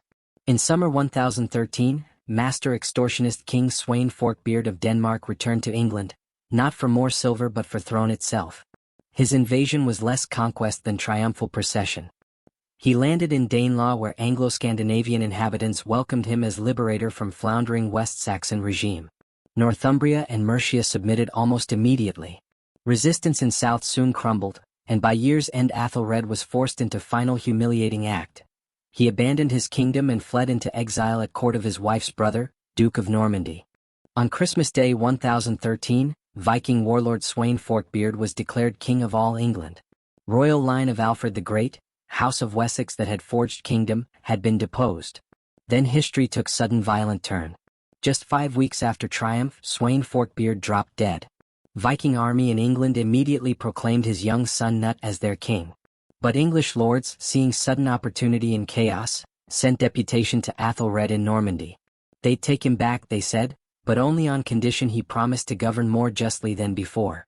Athelred agreed and returned. But old king was spent force. True leadership of English resistance now passed to his eldest son from first marriage. Young man of ferocious energy and courage, Edmund, who'd earned nickname Ironside. What followed in year 1016 was epic, brutal struggle for kingdom. Duel between two brilliant young commanders. Edmund Ironside, embodiment of heroic last stand, and Nut, cool, determined heir to Viking conquest. For months they fought savage war raging back and forth across country. Edmund proved magnificent general, rallying English and winning series of stunning victories. His energy and courage were stark contrast to his father's fecklessness. For a moment it seemed possible he might just save kingdom. But at final decisive battle at Essendon in Essex, English cause was shattered once again by treachery. At critical moment in fighting, notoriously untrustworthy alderman of Mercia, Edric Striona, fled field with his men, fatally weakening English shield wall. Battle turned into slaughter. Flower of English nobility was wiped out. Edmund Ironside escaped, his cause broken. Two young rivals met on island in River Severn and in display of mutual respect, agreed to partition kingdom. Edmund would rule Wessex, traditional heartland, while Nut would hold rest. But just weeks after treaty was made, Edmund Ironside died suddenly, leaving Nut by default undisputed king of all England. He'd won kingdom through bloodshed, treachery and sheer good fortune. His new English subjects, expecting reign of terror from foreign conqueror, braced for worst. What they got was one of best kings they ever had. Nut the Great, as he'd become known, was political genius. His first acts were ruthless and pragmatic. He had any potential English claimants to throne executed or exiled and swiftly disposed of treacherous Edric Striona. He levied one last colossal Danegeld to pay off bulk of invasion army, sending them home and keeping only small elite force of professional bodyguards, legendary housecarls. But once power was secure, he performed stunning transformation. He set about ruling not as Danish conqueror but as legitimate English king. He publicly declared he'd govern according to laws of great, peaceful King Edgar. He became devout, prominent Christian, showering English church with gifts, building new monasteries, even making grand pilgrimage to Rome where he was welcomed as major European monarch. He promoted Englishmen to high office alongside Danes, forging new unified aristocracy. He became, in essence, more English than the English. Nut wasn't just king of England. Through inheritance and conquest, he also became king of Denmark, Norway and parts of Sweden, ruling vast North Sea Empire. England wasn't some conquered backwater, it was jewel in his crown, rich, stable, administrative heart of his entire imperial project. From his preferred English capital at Winchester, he governed this great Scandinavian imperium, bringing nearly 2 decades of peace, order and prosperity to land he'd once come to plunder. His success was so profound it gave rise to one of most enduring, misunderstood legends in English history, story of Nut and the Waves. As later chronicler tells it, Nut, annoyed by constant flattery of courtiers, had his throne carried to seashore. He sat and commanded incoming tide to go back and not dare wet his royal feet. When tide inevitably rolled in and soaked him, he turned to court and delivered lesson in humility, declaring how empty and worthless power of earthly king is compared to eternal power of God whom sea and stars obey. Popular modern take. This shows Nut as arrogant fool. But original story meant exact opposite. It was parable of his piety and wisdom, illustration of king who knew true limits of his power. Whether event itself is fiction or not, Fact that later historian would invent such story to characterize him tells everything about reputation he built. Blood-soaked Viking conqueror had successfully rebranded himself as model of wise, pious Christian king. Man who'd taken England by force had won hearts of its people by governing with justice and peace. Knut the Great died in 1035. Vast North Sea empire he'd assembled, dominion built on his own personal strength and charisma, immediately began falling apart. His sons, Harold Harefoot and Harthacnut, were lesser men who fought over inheritance, and their short, chaotic, brutal reigns ended quickly, leaving no direct heirs. Danish dynasty had burned itself out. Great men of England, bishops and earls of Witan, tired of foreign rule, looked across channel to Normandy. There, in exile for nearly 30 years, lived last surviving son of disastrous King Athelred the Unready and his Norman wife Emma. In 1042 this forgotten prince, man named Edward, was invited back to claim throne of his ancestors. Ancient House of Wessex was restored, and there was great hopeful sense kingdom had returned to rightful masters. But king who returned was in many ways stranger in own land. Edward had been boy when forced to flee to Normandy, and he'd grown to manhood in dynamic, ambitious, thoroughly French-speaking court of Norman dukes. He was Anglo Saxon by blood but Norman in culture, language and sympathy. He was also man of intense, almost monastic piety. Where ancestors had been formidable warriors, Edward was quiet, gentle, devout, passions directed not toward battlefield but toward church. Great project of his life would be construction of magnificent new abbey in Romanesque style at place called Westminster just upriver from London. His deep religiosity was so profound that century after his death, church would make him Saint Edward the Confessor. This gentle, pious king, however, had little real appetite for ruthless business of politics and even less of power base in kingdom he'd inherited. Real power in England lay with handful of colossal aristocratic families who'd grown immensely powerful under Knut. Towering above them all was formidable figure of Godwine, Earl of Wessex. Godwine was brilliant, ambitious political operator who'd risen from obscure origins to become master of richest, most powerful earldom in England. He and his family held virtual stranglehold on new king. Edward was compelled to marry Godwine's daughter Edith. Godwine's charismatic, popular son Harold was made Earl of East Anglia. Another son, Sweyn, held earldom in West. Godwine clan effectively controlled all southern England and dominated King's Council. Central tension of Edward's long reign was constant simmering conflict between this powerful native English faction led by Godwin's and King's own preferred circle of Norman friends and clerics whom he'd brought from exile.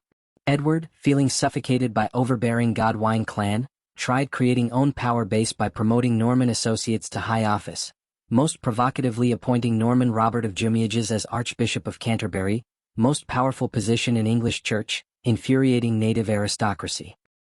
Hardrada's flimsy claim was given sharp, deadly edge by intervention of fourth key player, Tostig Godwin's son, King Harold's own vengeful, embittered brother. Tostig had been Earl of Northumbria, but his rule had been so tyrannical his own people rose up and drove him into exile. King Harold, choosing to support Northumbrians for sake of national unity, had confirmed brothers' banishment, earning Tostig's eternal hatred. This bitter, dangerous man, stripped of power, was now rogue agent seeking revenge. He sailed to Norway and persuaded great Viking king that England was ripe for taking, promising people of North would rise up against usurper Harold. And so, as spring 1066 turned to summer, trap was set. King Harold of England stood on south coast with largest army and fleet ever assembled by Anglo-Saxon ruler, eyes fixed on Normandy awaiting William's invasion. In harbors of Normandy, William was slowly gathering own vast fleet and multinational army of knights, waiting patiently for favorable wind. And far to north in fjords of Norway, Harald Hardrada and traitor Tostig were preparing own fleet of longships, ready to descend on north of England. Kingdom was caught in deadly pincer. Year of 3 kings was about to ignite into year of 2 invasions, 3 armies, and series of cataclysmic battles deciding England's fate for 1,000 years. For entire summer 1066, King Harold Godwin's son and army held vigil on south coast. He'd gathered greatest military force kingdom had ever seen, stationing southern FYRD along coast and assembling huge fleet to patrol channel. Day after day they stared at empty sea, waiting for Norman invasion that didn't come. Duke William's fleet, assembled and ready, was trapped in Normandy's harbors by relentless, unfavorable northerly winds.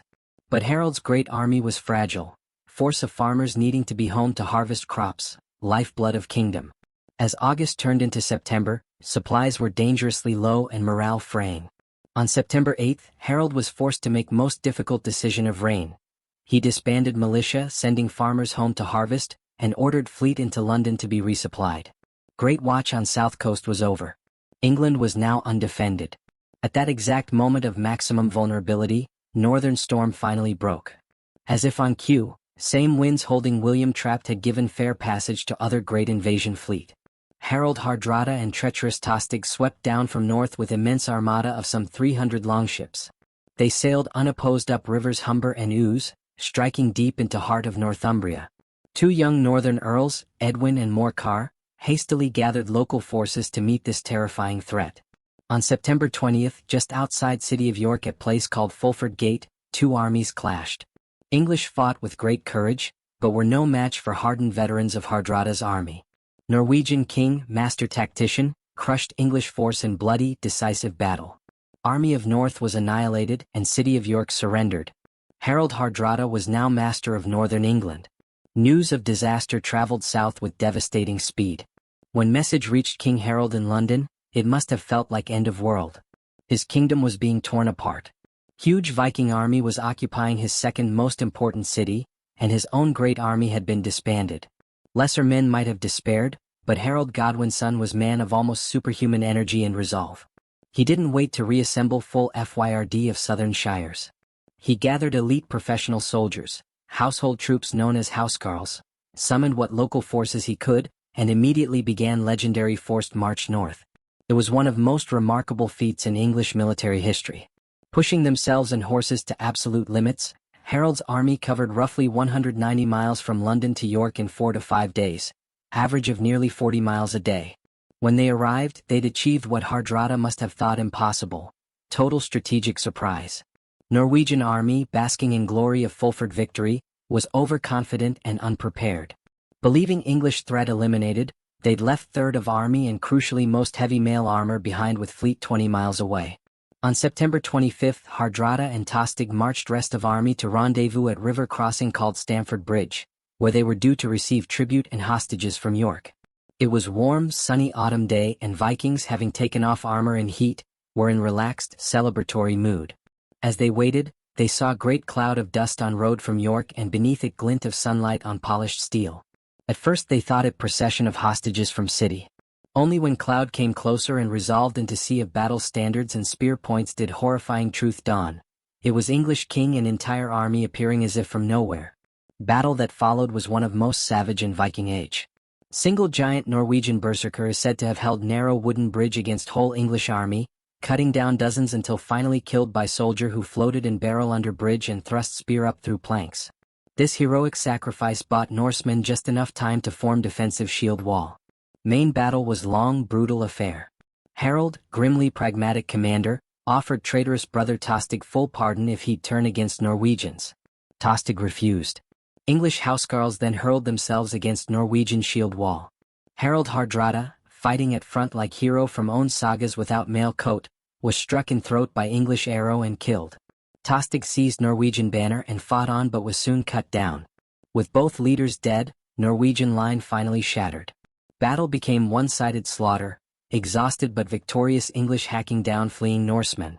So complete was destruction that of 300 ships bringing them to England, mere 24 were needed to carry few survivors home. Harold's decision to march and fight with such lightning speed was monumental gamble. Why did he do it? He could have waited in London to gather far larger force. It was likely decision born of both political necessity and brilliant military calculation.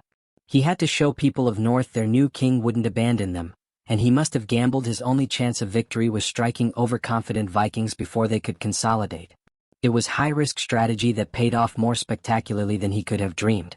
In York, Harold Godwin's son held great feast to celebrate victory, arguably greatest victory ever won by Anglo Saxon king. He'd saved his kingdom. He'd destroyed one of two great invasion forces threatening his crown. But as he sat at victory banquet, messenger arrived, breathless, exhausted, having ridden day and night from south coast. News was catastrophic. While Harold had been marching north, winds in Channel had finally turned. Duke William's invasion fleet had sailed. His army had landed unopposed at Pevensey Bay. He was now ravaging heartland of Harold's own personal estates in Wessex. Celebrations died an instant. Hero of Stamford Bridge now had to turn weary, battered army around and march south once more to face enemy that was fresh, rested, and ready for battle. The Battle of Hastings and the Norman Conquest. Triumphant feast in Great Hall at York was cut short by arrival of breathless messenger from south. News was stuff of nightmares. While King Harold Godwin's son had been saving kingdom from one great invasion, another had landed. Duke William of Normandy was ashore, his army burning and pillaging through Sussex, heart of Harold's own personal earldom. Hero of Stamford Bridge had no time to rest. He turned army around. Men who just endured brutal battle and one of most punishing forced marches in history now had to do it all again in reverse. He drove exhausted army south, covering 240 miles back to London in about 7 days. Core of his force, professional housecarls who'd fought with him in North, were battered, weary, numbers depleted. He paused in London only few days, sending urgent summons for FYRDS of southern shires to assemble. His most experienced commanders and even his own mother pleaded with him to wait, to gather kingdom's full strength before confronting Normans. But Harold, flush with adrenaline of spectacular victory over Hardrada and enraged by news William was laying waste to his own lands and people, made fateful decision. He would not wait. He would march immediately to meet invader and destroy him, just as he'd destroyed King of Norway. It was proud, brave, but perhaps fatally reckless choice. On October 13th, Harold's army arrived near Norman camp at Hastings. He seized tactical advantage, positioning men on high ground of ridge straddling main road to London. Position was strong, grassy slope rising steeply from marshy ground below, protecting flanks. Here on this hill, English would make their stand. Harold's plan was simple, traditional. His army, composed entirely of infantry, would form great packed shield wall along ridge crest, solid barrier of wood, leather, and steel. They'd let Normans with their cavalry exhaust themselves charging uphill into this static, unreachable fortress of men. At dawn on Saturday, October 14th, two armies faced each other, studying contrasts. English army was defensive wall of axemen and spearmen, its heart elite housecarls with their terrifying long-handled Danish axes, weapons capable of felling knight and horse with single blow. Norman army was modern continental combined arms force, line of archers and crossbowmen to harass enemy, solid core of heavy infantry, and their ultimate weapon, shock cavalry of armored, lance-wielding knights. Battle of Hastings began around 9 a.m. and would, against all medieval norms, rage entire day. William opened with barrage from archers, but arrows flew harmlessly high over English shield wall or thudded ineffectually into wall of shields. Then came main assault. Norman infantry and knights began long, arduous charge up slope. They were met with storm of spears, javelins, and stones before crashing into unyielding English line. Noise must have been horrific, splintering shields, shriek of horses, sickening rhythmic crunch of great axes. Again and again Normans charged. Again and again they were repulsed, leaving tangled heap of dead and wounded men and horses at foot of English position. Shield wall held. Then came first turning point. Section of Norman line faltered and broke, fleeing back downhill. Rumor flashed through Norman ranks. William was dead. Panic began setting in. Seeing enemy running, group of English ferdmen on right of line, against orders, broke formation and charged downhill in chaotic, exultant pursuit. It was fatal moment of indiscipline. Duke William, seeing danger, rode among fleeing troops, tearing off helmet to show face and rally them. Then, seeing pursuing English now exposed and disorganized on flat ground, he wheeled knights and cut them to pieces. William, brilliant, ruthless tactician, had learned valuable lesson. English shield wall was unbreakable by direct assault, but its less disciplined elements could be lured into breaking ranks. He now turned this into deliberate, brutal strategy. Throughout long afternoon he ordered knights to perform series of feigned retreats, charging line, pretending to flee in panic, then turning and annihilating English who attempted chase. It was ghastly attritional tactics slowly thinning English numbers. Yet as dusk began falling, core of English army still held ridge crest. Exhausted, bloodied, surrounded by mounds of their own dead, housecarls stood firm around two royal standards, Dragon of Wessex and Harold's personal banner of fighting man. William, knowing he had to win before nightfall, ordered one last desperate combined assault. He told archers to change aim, fire not at shield wall but high into air so arrows would plunge down from above, deadly rain falling on heads of English warriors. It was at this moment that fate, or random shaft of wood and iron, intervened. Bayeux tapestry depicts iconic, tragic scene. As sky darkens with arrows, figure stands with words "King Harold is killed" above him, clutching at arrow striking him in eye. Earlier written sources are more ambiguous, one stating he was hacked down by group of Norman knights who finally broke through line. Mystery of his exact death, chance arrow or final desperate melee, can never be solved. But outcome was same, King was dead. His two loyal brothers fighting beside him all day were also slain. With King and brothers gone, heart of English defense was ripped out. Great shield wall, which had held for almost 9 hours, finally broke. Surviving housecarls, in final heroic act of loyalty, refused to flee, fighting to death around fallen body of their king. Rest of battered FYRD dissolved into twilight, fleeing into woods behind ridge. Battle was over. On hilltop, amidst gore and heaps of slain, Duke William of Normandy lowered his standard. Last Anglo-Saxon king was dead. A world that had endured for 600 years had been brought to sudden, violent, catastrophic end on single bloody day. Duke William stood victorious on hill crest at Hastings, ground beneath feet soaked with blood of England's king and finest warriors. Battle was won, but kingdom was not. In weeks that followed, William marched on London, and surviving English leaders, armies shattered, will to fight broken, submitted to him. On Christmas Day 1066, in great new abbey at Westminster built by very king he'd overthrown, William the Conqueror was crowned King of England.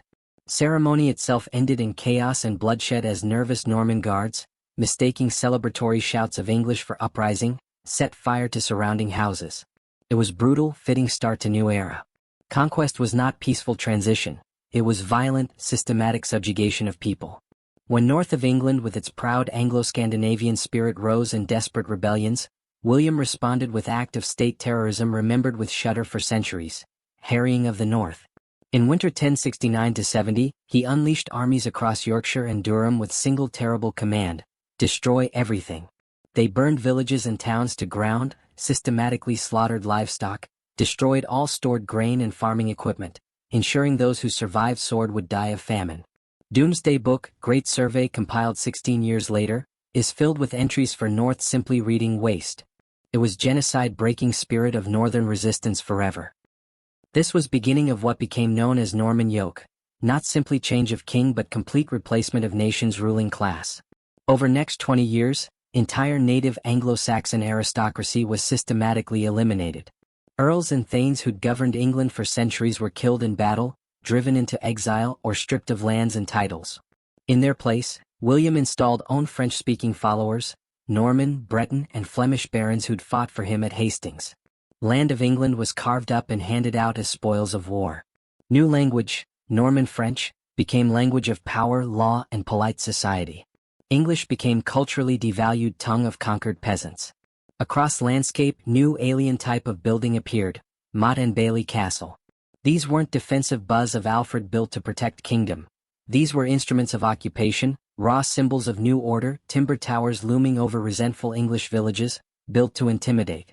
World of Anglo-Saxons was over. And yet it was not. Kingdom can be conquered, leaders killed, lands confiscated. But culture, language, way of looking at world, these things are far harder to extinguish. Normans had decapitated Anglo-Saxon society, but great body of English people, farmers, villagers, remained. In their daily lives, speech and customs, spirit of old world endured. Most profound, lasting legacy of Anglo-Saxons is language you're hearing right now. For time it was driven underground but never died. When it re-emerged centuries later as language of unified nation, it was still at core tongue of Alfred the Great. While thousands of French words for law, government, and fine dining were absorbed, simple, powerful, everyday words we use for most important things, love and hate, friend and home, earth, water, fire, sleep, these are words of Anglo-Saxons.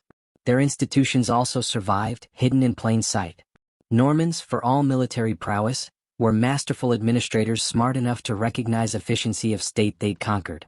They adopted and adapted Anglo-Saxon system of shires and sheriffs, taxation and royal writ. Very idea of English common law with deep roots in judgment of local community is inheritance from public justice of Anglo-Saxon hundred and shire courts. Landscape of England is still map of their world. Boundaries of ancient parishes and winding lanes between villages often follow paths first laid down 1,000 years ago. Their language is fossilized in place names we live with. Any town ending in ham tells of old Anglo-Saxon homestead. Tun was farmstead or enclosure. Barry was fortress. Entire country is palimpsest with script of Anglo Saxons still visible beneath all written since. Anglo Saxon world is gone. Its kings and queens, saints and scholars, poets and warriors now sleep in quiet earth. Their great halls have crumbled to dust, and heroic songs have faded into library silence. But they're not truly gone. They're invisible architects of world that followed. Their legacy is in fundamental structure of our language, in ancient roots of our laws, and in names on land. Their long, turbulent story, from first ships beaching in ruins of Roman Britain to final desperate stand on Bloody Hill in Sussex, is foundational story of English-speaking peoples. Its tale of migration and settlement, of art and faith, of brutal warfare and slow, patient building of nation. Now their story is told. Echoes of Scops harp and clash of shield wall fade. Long day is done. Time for rest has come.